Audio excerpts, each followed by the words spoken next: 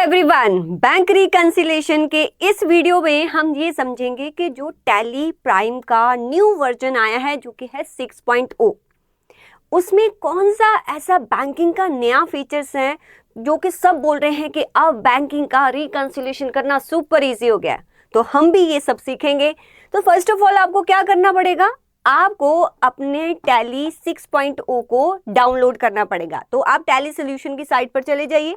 यहाँ पर आपको 2 वर्जन्स मिलेंगे, एक एडिट लॉग वाला होता है, एक विदाउट एडिट लॉग। ये क्या होता है, ऑलरेडी आप जो है टैली का प्लेलिस्ट है उसमें मैंने समझा रखा है, राइट। आप जो है जो डिसेबल वाला डाउनलोड कर लीजिए। अब टैली का जो न्यू वर्जन आया है ना, उसमें एक और भी नई बात है कि उसने अपना लोगो चेंज कर दिया है। तो लोग उसी पुराने लोगों को देख देख के बोर हो गए थे, अब पी लिखा आ रहा है। तो टैली कितनी बार भी डाउनलोड करते हैं तो ऑलवेज वही लोगो 1 2 3 4 5 ऐसे करके आता था, तो अब पी करके आ रहा है। तो थोड़ा सा यहाँ पर भी उन्होंने चेंज किया है, राइट।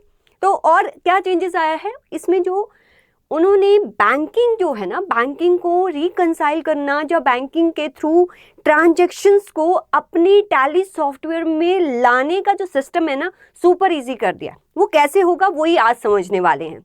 मैं आज आपको कोई भी एक कह लो कि स्टेटमेंट लूँगी, बैंक स्टेटमेंट लूँगी, उसको अपनी टैली सॉफ्टवेयर में जो है इंपोर्ट करूंगी और उसके थ्रू हम एकदम से कैसे ट्रांजैक्शंस को रिकॉर्ड कर सकते हैं वो देखेंगे, और अलॉन्ग विद दैट उसको रिकंसाइल भी साथ साथ में कर लेंगे, राइट। तो एक छोटा सा 1 मंथ का स्टेटमेंट हम लेकर इस काम को करने वाले हैं।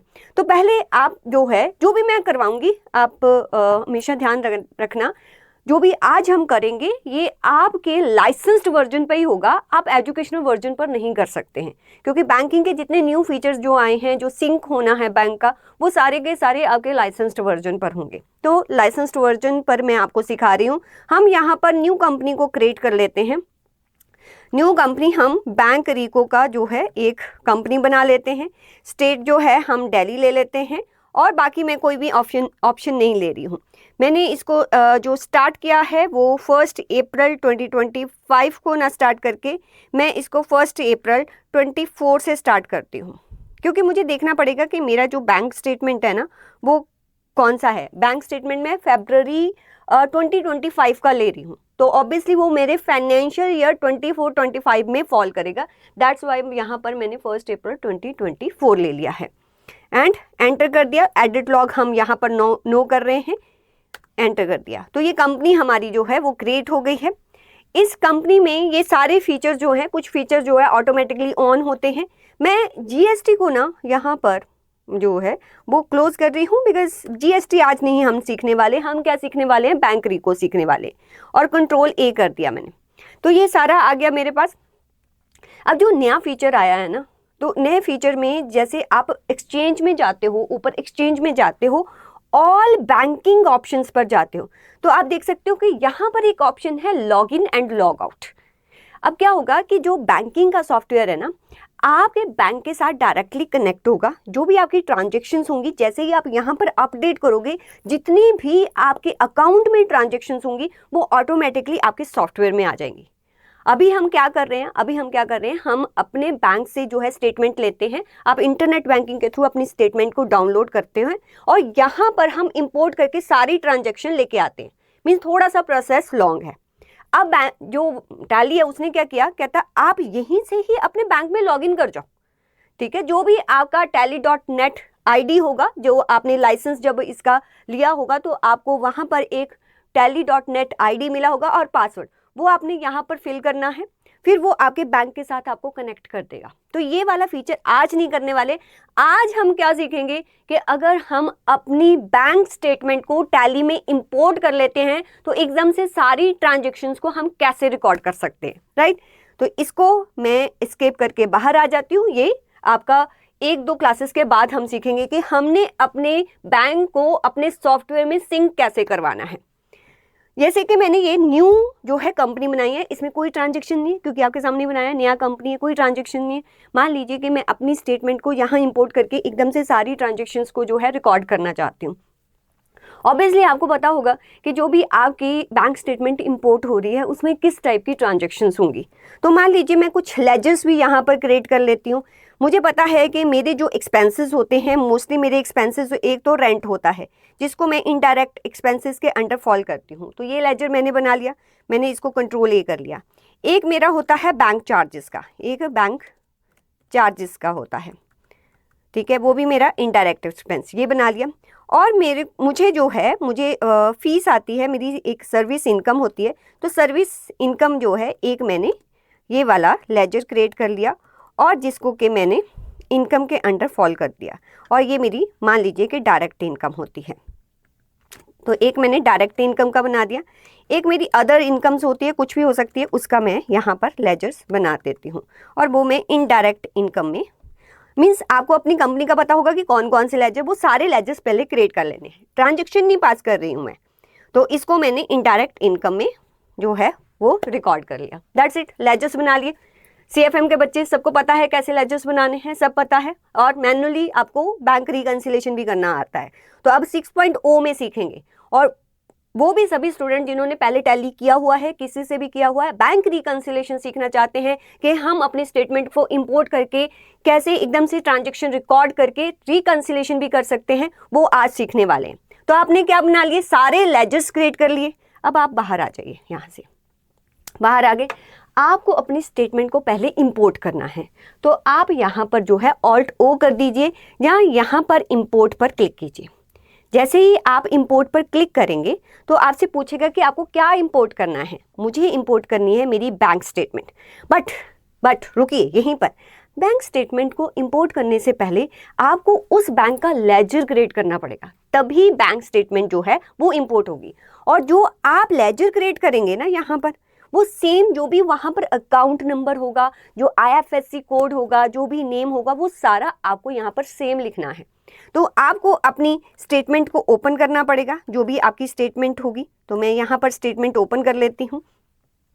मान लीजिए ये मेरी स्टेटमेंट है, राइट। इस स्टेटमेंट के ऊपर जो है वो सारी इंफॉर्मेशन दी होती है। तो जो जो इंफॉर्मेशन यहाँ पर दी हुई है, मैं अपने जो लेजर बनाऊंगी, ठीक है, उसमें सारी इंफॉर्मेशन रिकॉर्ड कर लेती हूँ। तो ये मेरा टैली है। टैली में यहाँ पर मैं जो है बैंक का लेजर क्रिएट करने लगी हूँ। तो यहाँ पर मैंने साइड बाय साइड इसको ओपन कर लिया। यहाँ पर मेरा जो बैंक है, this is the axis bank. अच्छा, अगर आपके सिस्टम में नंबर ऑफ बैंक्स हैं तो ऑलवेज ये प्रैक्टिस करना कि जो भी बैंक लिखोगे ना, उसके बैक पर जो भी आपका बैंक के लास्ट 4 डिजिट है ना, वो जरूर लिखना। आपको काफ़ी इजी होता है बाद में जो बैंक है उसको आइडेंटिफाई करना। तो जो भी आपके लास्ट के डिजिट्स होंगे, आप 4 डिजिट्स जरूर लिखिए। फिर आप इसको किसके अंडर लेके आएंगे, बताओ बैंक OCC OD या bank account? Yes, bank account के अंडर। OCC OD किस में आता है? CFM बच्चे और टैली वाले बच्चे पता है ना कि वो किस में आता है, जब हम लाइन ऑफ क्रेडिट और क्रेडिट कार्ड करते हैं। यहाँ पर जो भी आपके अकाउंट होल्डर का नेम है वो आप यहाँ पर लिख देंगे। तो मैं बैठ जाती हूँ सो दैट आपको जो है ये कंप्लीटली दिखे। यहाँ पर मैं अकाउंट होल्डर का नाम लिख देती हूँ। जो भी अकाउंट होल्डर का नाम मैंने वो लिख दिया। जो भी अकाउंट नंबर है यहाँ से कॉपी कर लेते हैं, हम यहाँ से कॉपी करते हैं जो भी हमारा अकाउंट नंबर है, ये मैं कॉपी करके वहाँ पर पेस्ट कर देती हूँ। तो यहाँ पर मैंने इसको पेस्ट कर दिया। ऐसे ही जो मेरा IFSC कोड है वो भी आप यहाँ पर या तो कॉपी पेस्ट कर दीजिए या आप डायरेक्टली यहाँ से देख के लिख दीजिए। लेकिन ये सब करने के लिए आपको क्या चाहिए, आपको लाइसेंस्ड वर्जन चाहिए। स्विफ्ट कोड यहाँ नहीं लेंगे। बैंक कौन सा है, ये ऑटोमेटिकली सारी बैंक्स जो है यहाँ पर ओपन हो जाएंगी। मैं इसको बड़ा कर देती हूँ। जैसे ही आप बैंक नेम पर आएंगे तो जितनी भी बैंक्स होंगी वो अपने आप यहाँ पर आ जाएंगी। देखो मैं इसको डिलीट करती हूँ। जो भी बैंक्स होंगी जिनके साथ कनेक्शन होगा, बट जो बैंक सिंक होना है ना, ऑटोमेटिकली ट्रांजैक्शन आएंगे। अभी तो जो टैली का 6.0 वर्जन है उसमें 2 बैंक्स ही सिंक हो पा रही हैं, एक एक्सिस हो पा रही है, एक कोटक हो पा रही है। तो अभी वो इस पर जो है उनका काम जो है पेंडिंग है कि और सारी बैंकिंग भी सिंक हो जाए। तो अभी तो 2 बैंक्स ही हो रही हैं। तो बैंक यहाँ पर मैं सिलेक्ट कर लेती हूँ। My bank is this one. इसका ब्रांच आपको जो है लिखना है कि ब्रांच कहाँ पर है, वो भी मैं लिख देती हूँ। Right, enter. कॉन्फ़िगरेशन इसको नो रहने देती हूँ, एंटर। इसका मतलब क्या है बाद में समझेंगे, बस इतना ही आपने करना है। बैंक बना लिया, दैट्स इट। अब क्या है, आप गेटवे ऑफ टैली पर आएंगे। अब आप इंपोर्ट पर क्लिक करेंगे। जैसे ही आप इंपोर्ट पर क्लिक करेंगे, राइट। तो यहाँ पर नंबर ऑफ ऑप्शंस आएंगी। आपने क्या करना है, बैंक स्टेटमेंट लेके आना है, तो बैंक स्टेटमेंट पर क्लिक करेंगे। अब आपसे वो पूछेगा कि बैंक स्टेटमेंट जो भी मैं इंपोर्ट करूंगा, टैली पूछ रहा है कि जो भी मैं बैंक स्टेटमेंट इंपोर्ट करूंगा उसकी ट्रांजैक्शन किस लेजर के अंडर आए। तो यहाँ पर एक ही बैंक बनाया हुआ है। अगर आपके एक से ज़्यादा बैंक हैं तो सारे बैंक्स यहाँ पर नजर आएंगे। तो जो भी बैंक है यहाँ पर आप जो भी अकाउंट नंबर का स्टेटमेंट जो है इंपोर्ट कर रहे हो उसको आपने सेलेक्ट कर लेना है। तो यहाँ पर मैंने ये सिलेक्ट कर लिया, राइट। अब आपने यहाँ पर फाइल पाथ देना है। पाथ देना थोड़ा मुश्किल है, याद रखना, ये सारा डिलीट करके फाइल पाथ कॉपी करके ले आओ, जो कि मैंने टिप्स एंड ट्रिक्स में बताया हुआ है कि कैसे करेंगे, ठीक है, वो बाद की बात है। हम यहाँ से सिलेक्ट कर लेते हैं, सिलेक्ट फ्रॉम ड्राइव। तो मैं यहाँ पर गई, सिलेक्ट फ्रॉम ड्राइव। मेरा जो बैंक स्टेटमेंट पड़ा है वो डाउनलोड्स में बैंक स्टेटमेंट के फोल्डर में पड़ा है। मैंने वो फोल्डर सिलेक्ट कर लिया जहाँ पर मेरा बैंक स्टेटमेंट मैंने रखा हुआ है। एंटर किया और अरे आया नहीं, 2 minute. Select from drive, downloads and bank statement, enter enter. फिर उसके बाद अपने आप वो अकाउंट नंबर जो भी है उसने पिक कर लिया। वो बताएगा, पूछेगा आपसे कि कौन सा फाइल टाइप है। मैंने जो डाउनलोड किया है आप CSV में कर सकते हो, PDF में कर सकते हो, एक्सेल में कर सकते हो। मेरा एक्सेल है तो मैंने यहाँ पर एक्सेल जो है वो एंटर कर दिया। तो यहाँ पर वो है शो मोर पर जैसे ही मैं क्लिक करूँगी तो यहाँ पर जो भी उस फोल्डर के अंदर फाइल्स होंगी, एक्सेल फाइल्स होंगी, वो सारी की सारी दिखा देगा। तो यहाँ पर एक फाइल आ गई, मैंने इसको सेलेक्ट कर लिया। फिर वो पूछेगा the action will import the file, however this file might have already been imported. हो सकता है कि आपने पहले इंपोर्ट कर रही की हो। Do you want to import in again, क्या आप इंपोर्ट करना चाहते हो? तो हमारी तो न्यू कंपनी, हमने यस कर दिया, तो यस। फिर आपसे पूछेगा शो प्रीव्यू, क्या आपको प्रीव्यू देखना है इसका? तो हमने कहा यस, कि जितनी भी डिपॉजिट्स और विड्रॉ ट्रांजेक्शन इंपोर्ट करेगा ना, पहले हमें प्रीव्यू दिखाए। एंटर किया, एंटर किया, तो वो जो फाइल आपने दी है उसको कंप्लीटली यहाँ पर इंपोर्ट कर देगा। तो देखो सारी की सारी ट्रांजेक्शन, जो भी ट्रांजेक्शन्स हुई होंगी वो सारी की सारी यहाँ पर आ जाएंगी, और जिस भी डेट की होंगी। मैंने मार्च की हैं तो सारी मार्च की ट्रांजेक्शन्स यहाँ पर हमें दिखाई देंगी। अभी इंपोर्ट नहीं हुई है, आप देख लो कि आपने इंपोर्ट करनी है कि नहीं। यहाँ पर इंपोर्ट पर जैसे ही क्लिक करती हूँ, आई करूँ या इंपोर्ट पर मैं यहाँ पर क्लिक कर दूँ, तो मेरी सारी की सारी ट्रांजेक्शन्स इंपोर्ट हो जाएंगी। तो अब वो बोल रहा है कि न्यू एंट्रीज इंपोर्टेड, ये वाला अकाउंट नंबर है 1 मार्च से लेके 31 मार्च तक जो है ट्रांजेक्शन्स को इंपोर्ट किया गया है। आप पूरे साल की भी कर सकते हो। न्यू एंट्री, कितनी एंट्रीज उसने इंपोर्ट की हैं? टोटल 49। और यहाँ से डायरेक्टली मैं जंप कर सकती हूँ बैंक रिकंसिलिएशन समरी। जैसे ही यहाँ पर क्लिक करती हूँ तो वो बैंक रिकंसिलिएशन समरी पर आ जाता है। तो यहाँ पर वो दिखाएगा कि जो आपकी बुक्स का बैलेंस है, आपकी बुक में विड्रॉल्स और डिपॉजिट, वो तो हमने कोई एंट्री नहीं डाली, ठीक है, वो तो नील आएगा। फिर बताएगा कि अवेलेबल ओनली इन बैंक, जो बैंक में है ना, बैंक में जो टोटल डिपॉजिट्स हैं दैट इज 7, और बैंक में जो टोटल विड्रॉल्स हैं वो इतने हैं, ठीक है, और बाकी ये बैंक बैलेंस आपको दिखा रहा है। अब यहाँ से एंट्रीज हमने अपनी बुक्स में करनी है, तो कैसे करेंगे? सारी की सारी एंट्री ऑब्वियसली आपको अनरिकंसाइल्ड में दिखा रहा होगा। आपको पहले क्या करना है, कोई एंट्री नहीं पास करनी, इंपोर्ट करनी है अपनी बैंक स्टेटमेंट, और देखोगे वो टैली में कैसे आती है। तो टैली में जैसे ही ये सारी जो है एंट्रीज आ गई, आपको यहाँ पर जो अमाउंट वाला सेक्शन है, यहाँ पर अमाउंट वाला सेक्शन, इस पर क्लिक करना है, इस पर क्लिक करना है। जैसे ही मैं इस पर क्लिक करूँगी, मैं इस पर शिफ्ट हो जाऊँगी, एंटर करूँगी, तो मुझे कंप्लीट सारी ट्रांजेक्शन्स दिखाई देंगी। देखो अगर तो ब्लू में दिखाई दे रही है, इट मीन्स ये वो वाली ट्रांजेक्शन्स हैं जो बैंक में है, बैंक स्टेटमेंट में है। अगर कोई यहाँ पर ब्लैक आएगी ना, तो वो वाली ट्रांजेक्शन होगी जो मेरी बुक्स में है, कंपनी की बुक्स में। अब ब्लैक कोई भी नहीं है, इट मीन्स कि मैंने अपनी कंपनी की बुक्स में कोई ट्रांजेक्शन नहीं की। ये सारी की सारी ट्रांजेक्शन आपको यहाँ पर दिखाई देंगी। अब सारी की सारी ट्रांजेक्शन जो भी हैं आपकी, अगर आपको ये सारी ट्रांजेक्शन जो है, यहाँ पर कुछ ट्रांजेक्शन जो है आपकी, आप देख सकते हो कि कुछ ट्रांजेक्शन आपकी आई हुई हैं डिपॉजिट है, और कुछ आपकी क्या है, कुछ आपके एक्सपेंसेस हैं। अगर आपको लगता है कि जो ये वाले एक्सपेंसेस हैं, जो ये एक्सपेंसेस हैं, ये सारे के सारे तो मैं रेंट देती हूँ, तो आप कंट्रोल प्रेस करके जो भी ट्रांजेक्शन है उसको जो है आप स्पेस बार से आप वो वाली ट्रांजेक्शन्स को स्पेस बार प्रेस कीजिए। आप जो है उन ट्रांजेक्शन को सिलेक्ट कर सकते हो जो आपको लगता है। जस्ट शिफ्ट प्रेस करके भी आप इन ट्रांजेक्शन को सिलेक्ट कर सकते हो। अगर मुझे लगता है ये सारी ट्रांजेक्शन मेरी रेंट है, आपने सिलेक्ट कर लेना है। उसके बाद इनको बुक्स में एंट्री कैसे करना है, सिलेक्ट करने के बाद क्रिएट वाउचर या मल्टी वाउचर, यहाँ पर जाएंगे create voucher and multi voucher, तो अपने आप सारे ट्रांजेक्शन आएंगे। ये पेमेंट्स हैं। अच्छा, ये किस में फॉल करती हैं? ये सारे के सारे मेरे रेंट हैं, तो जहाँ तो आप यहाँ पर लेजर नेम लिख दो, क्योंकि ये सारे ही रेंट हैं। तो आप क्या करेंगे, कॉमन लेजर इनके लिए यूज़ करेंगे। तो आप कहाँ क्लिक करेंगे, बैक से यहाँ पर आ जाएंगे। ये मेरा क्या है, रेंट। मैंने रेंट का ऑलरेडी लेजर बना रखा है, तो रेंट पर क्लिक करूँगी तो अपने आप सारे रेंट में आ जाएंगे।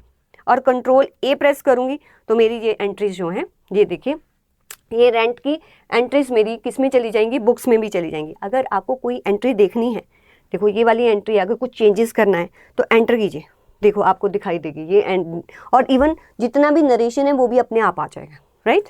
तो एस्केप करके मैं वापस चलती हूँ और मार्क एज रेगुलर, इसको रेगुलर मीन्स बुक्स में जो है ये एंट्रीज आ जाएं और रिकनसाइल भी कर दे। एंटर करो, कहते हैं this action will make voucher regular which can then be considered for reconciliation. Do you want to continue, कि रिकन्सिलेशन के लिए कंसिडर किया जाएगा, आपको कंटिन्यू करना है, यस। तो आपकी ये सारी एंट्री यहाँ पर हो जाएंगी। अब आपने बैक जाना है। जैसे ही आप बैक जाओगे, देखो आपकी एंट्री जो है कितनी रह जाएंगी, 44। 49 एंट्री थी, 44 रह जाएंगी। तो ऐसे ही आपने बस क्या करना है, स्टेटमेंट को इंपोर्ट करके यहाँ पर अनरिकनसाइल्ड पर आके जैसे ही आप एंटर करोगे, आपकी ये सारी एंट्रीज यहाँ पर नज़र आएंगी। अगर आपको लगता है कि ये वाले भी आपके जो हैं, आपने सिर्फ शिफ्ट प्रेस करके रखना है, डाउन एरो प्रेस करना है, ये सारे ही रेंट है या सैलरी है जो भी है उसको आप सिलेक्ट कीजिए, क्रिएट मल्टी वाउचर कीजिए, क्रिएट मल्टी वाउचर कीजिए। मान लीजिए ये मेरे बैंक एक्सपेंसेस हैं, मैं सपोज कर रही हूँ, वो तो कुछ भी हो सकता है, ठीक है। ये मेरे बैंक एक्सपेंसेस है, तो जहाँ पर बैंक एक्सपेंसेस लिख दीजिए। अगर आपको लगता है नहीं ये तो अलग अलग लेजर्स में फॉल करते हैं, जैसे ये मेरे बैंक चार्जेस होते हैं, ये मेरी सैलरी होती है, अच्छा सैलरी तो मैंने बनाई नहीं, मान लीजिए ये मेरा जो होता है रेंट होता है, ये मेरा रेंट होता है। अगर तो डिफरेंट डिफरेंट है फिर यहाँ पर लिखना है। अगर ये सारे एक ही कैटेगरी में फॉल करते हैं तो यहाँ पर लिखना है, राइट। तो यहाँ पर मैं यहीं पर आ जाती हूँ, मैं इनको बैंक चार्जेस के अंडर ले लेती हूँ, बैंक चार्जेस, ठीक है। मैंने यहाँ पर इसको डिलीट करके बैंक चार्जेस, तो ये सारा आ जाएगा, राइट, ये सारा आ जाएगा। इसके बाद आप क्या कर सकते हो, इसको सेव कर सकते हो और मार्क एज रेगुलर और रिकनसाइल कर सकते हो। तो ये सारी एंट्रीज आपकी हो जाएंगी। बैक आओगे तो देखो 36। ऐसे ही सारी एंट्रीज को आपने क्या कर देना है, अपनी बुक्स में पास कर लेना है। और मान लीजिए ये जो आपको आया है amount, this is your service income, तो यहाँ पर आप F7 प्रेस कीजिए या क्रिएट मल्टी वाउचर कीजिए, तो यहाँ पर आप इसको सर्विस इनकम मान के इसकी एंट्री पास कर सकते हो, राइट। आपने कंट्रोल ए कर दिया तो ये एंट्री पास हो जाएगी। तो 35 एंट्रीज आपकी रह जाएंगी। तो ऐसे 1 बाय 1 करके, जहाँ आप स्पेस बार से कंट्रोल से सारी एंट्रीज को प्रेस करके अपने जितना भी आपकी स्टेटमेंट में जितनी ट्रांजेक्शन हुई हैं उनको 5 to 10 मिनट्स में, अगर तो देखो 49, 50 आपको पता होगा कि किस किस में फॉल कर रही हैं, तो उनको सिलेक्ट करके उस लेजर के अंडर आप अकाउंट फॉर कर सकते हो। और इससे क्या होगा कि आपका जो है यहाँ पर, अगर मैं डे बुक में आऊँगी, ऑल्ट F2 किया मैंने, मुझे 31 मार्च 2025 तक की एंट्रीज देखनी है, तो ये सारी एंट्रीज मेरे यहाँ पर भी दिखाई देंगी, राइट। तो ये अपने आप आगे, अदरवाइज इनको पास करने के लिए आप स्टेटमेंट से देखोगे, फिर डालोगे, फिर स्टेटमेंट से देखोगे, फिर उसको पास करोगे, it takes lot of time. अब आपका काम क्या है, सुपर इजी हो गया। इंपोर्ट करो, वहीं से सारी सिलेक्ट करो एंट्री और लेजर का नाम दो और कंट्रोल ए प्रेस करके आप उसको रिकनसाइल प्लस अपने जो टैली सॉफ्टवेयर में पोस्ट कर सकते हो। तो आज मैंने सिर्फ आपको ये बताया कि इंपोर्ट कैसे करनी है और उसको आपने अपने सिस्टम में रिकॉर्ड कैसे करना है। अब नेक्स्ट क्लास में सीखेंगे कि अगर ऑलरेडी हमारी कंपनी में कुछ ट्रांजेक्शन हैं, जब हम इंपोर्ट करते हैं तब हम रिकनसाइल कैसे करेंगे। चलिए, ओके, बाय स्टूडेंट।